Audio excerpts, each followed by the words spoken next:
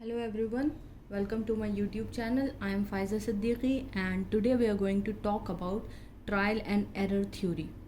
ये theory Edward ली Thorndike ने दी थी। ये एक अमेरिकन साइकोलॉजिस्ट थे। इनका ये मानना था कि learning is a result of SR bond. अब इसका क्या मतलब है? ये कहते थे कि एसआर बॉन्ड यानी स्टिमुलस एंड रिस्पॉन्स का जो एसोसिएशन है, इन दोनों की जो रिलेशनशिप है, उससे हम लोग सीखते हैं।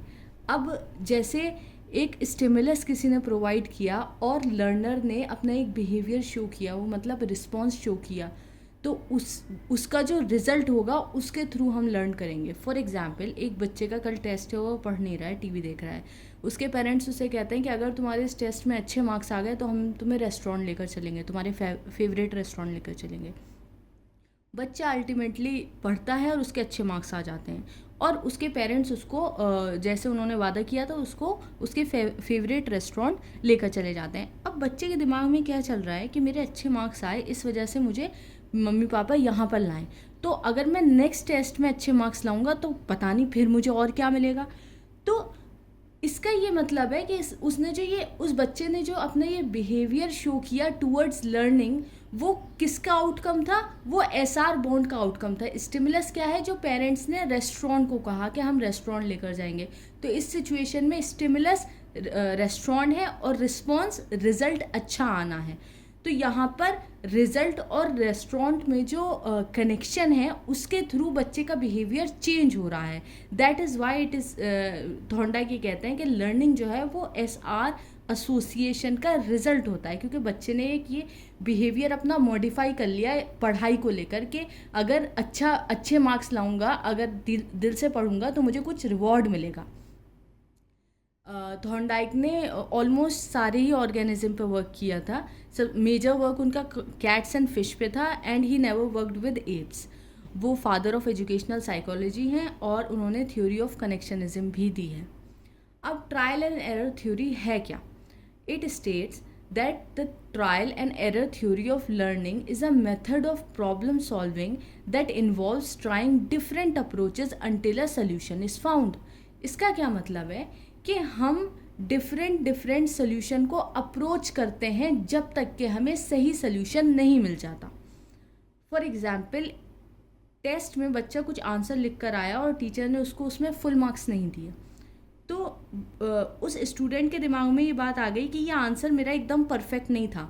तो अब जो नेक्स्ट सेमेस्टर होगा, सेशनल में तो उसको कम मार्क्स मिल गए उस आंसर पे। अब जो सेमेस्टर आएगा तो वो ये सोचेगा कि इससे बेहतर मैं आंसर दूं ताकि मेरे मार्क्स ना कटें। तो वो डिफरेंट सोल्यूशन पर जाके जो एक करेक्ट सोल्यूशन मिलता है उसे हम ट्रायल एंड एरर कहते हैं। ट्रायल मतलब हमने जो डिफरेंट सोल्यूशंस को अप्रोच किया, एरर मतलब जो गलत हमें सोल्यूशन मिले और आखिर में जाके हमें ठीक सोल्यूशन मिल जाता है। अब आते हैं इनके एक्सपेरिमेंट पे, the infamous puzzle box experiment. Thorndike ने ये एक्सपेरिमेंट किया था कि एक बॉक्स में हंग्री कैट को बंद कर दिया था और एक लिवर था जिससे जो है डोर कनेक्टेड थी। ये जो येलो लिवर है, इसको अगर प्रेस किया जाएगा तो ऑरेंज डोर खुल जाएगी। और उस बॉक्स के आगे फूड रख दिया था, कैट फूड। अब जाहिर सी बात है, बिल्ली भूखी है, उसको वो खाना चाहिए, वो किसी भी तरीके से बाहर आने की कोशिश करेगी। So she meows, she scratches stuff, लेकिन कुछ भी नहीं होता है, वो स्केप नहीं कर पा रही है। एक बार एक्सीडेंटली उसका पैर लिवर पे लग जाता है और डोर खुल जाता है। फौरन कैट बाहर आती है और फूड खा लेती है। अब नेक्स्ट टाइम फिर थॉर्नडाइक यही करते हैं, फिर उस बिल्ली को अंदर बंद कर देते हैं।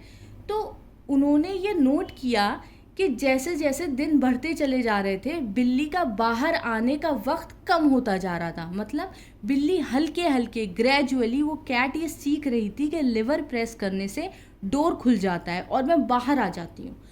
लेकिन पहले दिन ही से बिल्ली ये नहीं सीख गई कि पहले दिन ही उसने लिवर प्रेस किया, डोर से बाहर आ गई और बस वो सीख गई। नहीं, जब पहली बार कैट ने लिवर को प्रेस किया था तो वो प्योरली एक्सीडेंटल था। उसको नहीं पता था कि ये प्रेस करने से मुझे फ्रीडम मिल जाएगी, मैं बाहर आ जाऊंगी।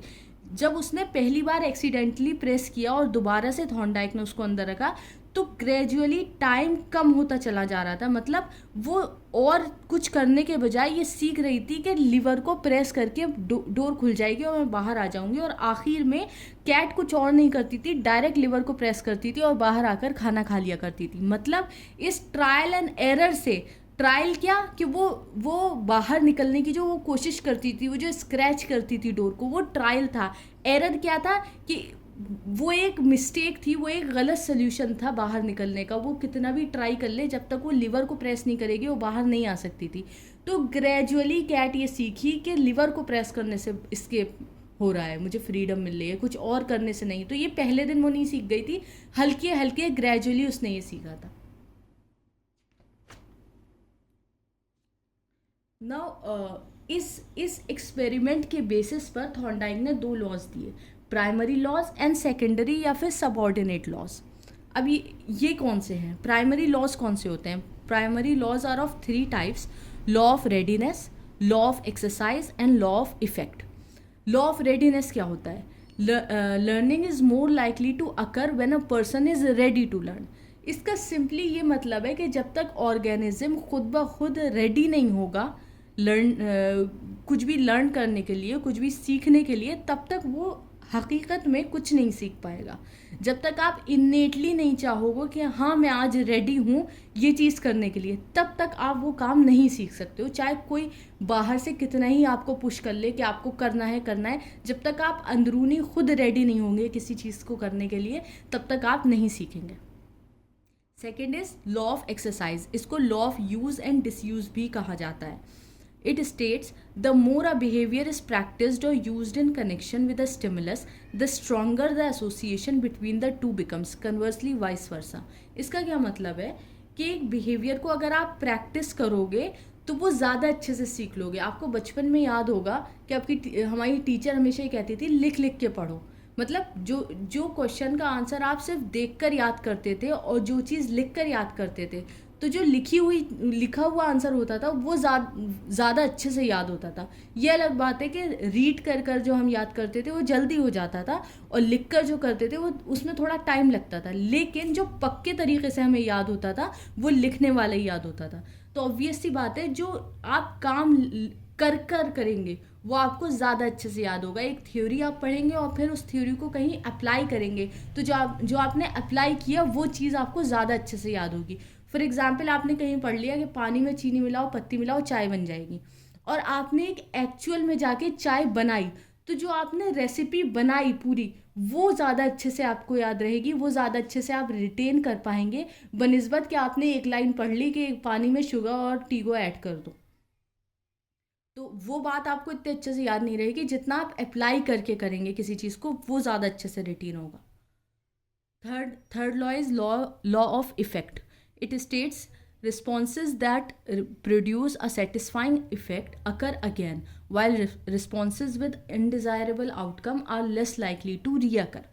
इसका क्या मतलब है कि अगर एक ऑर्गेनिज्म कोई बिहेवियर एमिट कर रहा है और उसका एक सेटिस्फाइंग आउटकम उसे मिल रहा है एज ए रीइंफोर्समेंट और एज अ रिवॉर्ड, तो वो behaviour is more likely to occur again.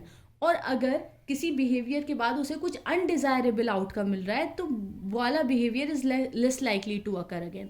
इसका मतलब है कि फॉर एग्जांपल बच्चे के अच्छे मार्क्स आ गए और पेरेंट्स ने उसे चॉकलेट दे दी, तो वो फिर ये चाहेगा कि, या वही रेस्टोरेंट वाला भी एग्जांपल आप ले सकते हैं कि मार्क्स अच्छे आ गए और रेस्टोरेंट ले गए पेरेंट्स, तो ये चाहेगा कि मैं दोबारा से अच्छे मार्क्स लाऊं ताकि मुझे फिर से चॉकलेट या रेस्टोरेंट ले जाया जाए।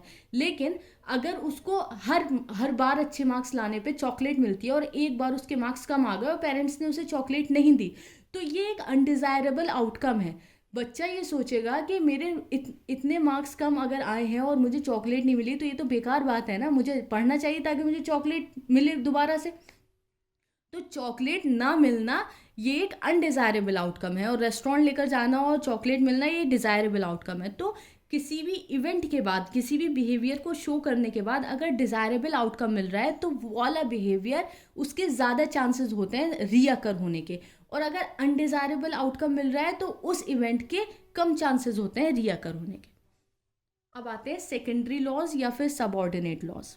Law of primacy, law of recency, law of intensity and stimulus, law of multiple response, law of set और attitude, law of analogy and assimilation, law of associative shifting and law of partial activity.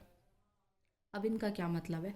Law of primacy का मतलब यह है कि जो भी आपने primarily चीज़ सीखी है वो आपको ज़्यादा अच्छे से रिटेन हो पाती है, वो आप ज़्यादा अच्छे से याद करते हैं। मतलब बचपन में हम लोग क्या सीखते थे? ABCD पढ़ाया था। ABCD जब हमने नर्सरी में सीखा, UKG LKG में पढ़ा होगा, उसके बाद से तो नहीं पढ़ा, लेकिन हमें वो एकदम एक ऑर्डर में याद है, A to Z एकदम अच्छे से। तो उसका क्या मतलब है? जो हम शुरू में चीज़ सीखते हैं वो हमें याद रह पाती है बनिस्बत जो आगे चल के चीज़ें हम सीखते हैं। लॉ ऑफ रीसेंसी का मतलब है कि जो रिसेंटली हमने पढ़ा होगा वो भी हमें ज़्यादा अच्छे से याद होगा। फॉर एग्जांपल जैसे एग्ज़ाम आने वाला है और आप पिछले 7 दिन से, 1 हफ्ते से पढ़ रहे हैं, तो जब आप लास्ट डे पर रिवीजन करेंगे आप ये देखेंगे कि जो बिल्कुल 1 दिन पहले हमने पढ़ा है वो ज़्यादा अच्छे से याद है बनिस्बत जो एकदम शुरू में पढ़ा था। तो that means law of recency is जो एकदम रिसेंटली हमने पढ़ा हो, और प्राइमेसी एकदम जो शुरुआत में पढ़ा हो, जो बचपन में हम पढ़ के आ रहे हैं, मतलब जो इनिशियल स्टेज, जो लर्निंग की हमारी एकदम इनिशियल स्टेजेस थी जहाँ हमने एकदम शुरुआत की थी। जब भी तो कहते हैं कि बेसिक्स अच्छी होनी चाहिए, अच्छे स्कूल में या अच्छे टीचर्स से पढ़वाओ कि बेसिक्स बच्चे की अच्छी हो, क्योंकि वो हमेशा याद रहता है और उसको चेंज करना बहुत मुश्किल हो जाता है। अब हमसे कोई कहे कि नहीं 26 नहीं भाई 28 अल्फ़ाबेट्स होते हैं, तो हम नहीं मानेंगे ना, क्योंकि प्राइमरीली हमने 26 अल्फ़ाबेट्स ही पढ़े हैं। तो उसको चेंज करना या मॉडिफाई करना बहुत मुश्किल हो जाता है जो हमने प्राइमरीली पढ़ा है। लॉ ऑफ रिसेंसी जैसे एग्ज़ाम है और एकदम हमने जो आखिरी दिन में पढ़ा है वो हमें बहुत अच्छे से याद रहता है।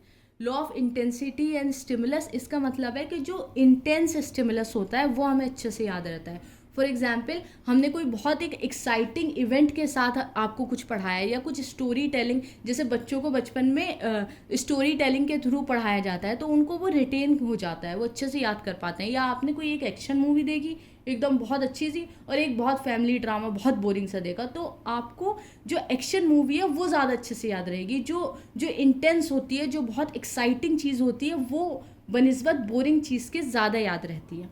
लॉ ऑफ मल्टीपल रिस्पॉन्स कहता है कि आप डिफरेंट रिस्पॉन्सेस को अप्रोच करेंगे जब तक कि आपको ठीक रिस्पॉन्स नहीं मिल जाता, ठीक सोल्यूशन आपको अपनी प्रॉब्लम का नहीं मिल जाता, जब तक आप एकदम रिस्पॉन्स देते रहेंगे कि शायद ये वाला रिस्पॉन्स हो। अब जैसे आप मेज़ में जाते हैं और बहुत सारे डोर्स आपको मिल रहे हैं, तो आप सब खोल कर देखेंगे किससे हम स्केप कर सकते हैं जब तक कि सही डोर ना खुल जाए।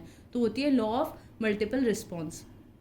लॉ ऑफ सेट और एटीट्यूड का मतलब है कि आपका एटीट्यूड भी डिपेंड करता है कि आप कैसा लर्न करेंगे। फॉर एग्जांपल कि आप स्पीच देने जा रहे हैं और आप बहुत कॉन्फिडेंट हैं उस स्पीच को लेकर, और आप कह रहे हैं मैं तो बहुत अच्छे से बोलने वाला हूँ, तो जाहिर सी बात है आपकी ऑटोमेटिकली स्पीच आप बहुत अच्छी देंगे क्योंकि आप कॉन्फिडेंट हैं। और अगर आप अंडर कॉन्फिडेंट हो जाएंगे, डरेंगे, तो कुछ ना कुछ आप मिस्टेक कर ही देंगे। तो एटीट्यूड भी बहुत डिपेंड करता है कि आप किस तरीके से सीखने वाले हैं कोई चीज़।